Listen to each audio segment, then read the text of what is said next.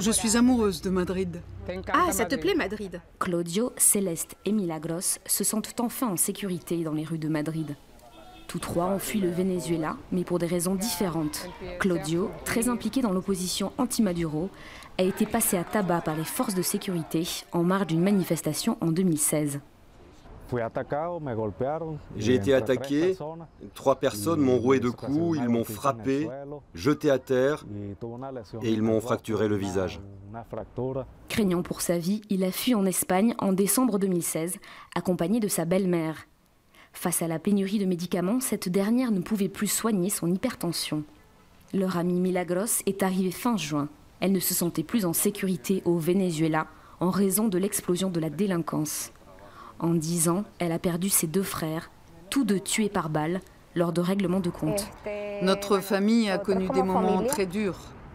Ce n'est plus ton pays, là où tu as grandi, là où se trouvent tes amis, où tu as vécu toute ta vie.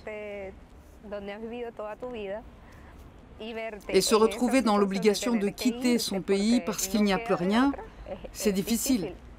C'est vraiment pas facile. Actuellement soutenus et hébergés par une ONG madrilène, tous viennent de déposer une demande d'asile.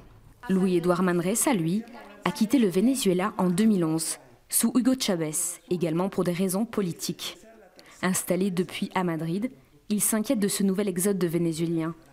Rien que de janvier à avril 2017, l'Espagne a déjà enregistré 4470 nouvelles demandes d'asile. Et ceux qui sont déjà installés vivent parfois dans des situations très précaires. Nous avons des personnes âgées qui ont 22 mois de retard dans le paiement de leur retraite et qui meurent de faim. Nous préparons des paquets que nous distribuons en fonction des besoins de chaque famille.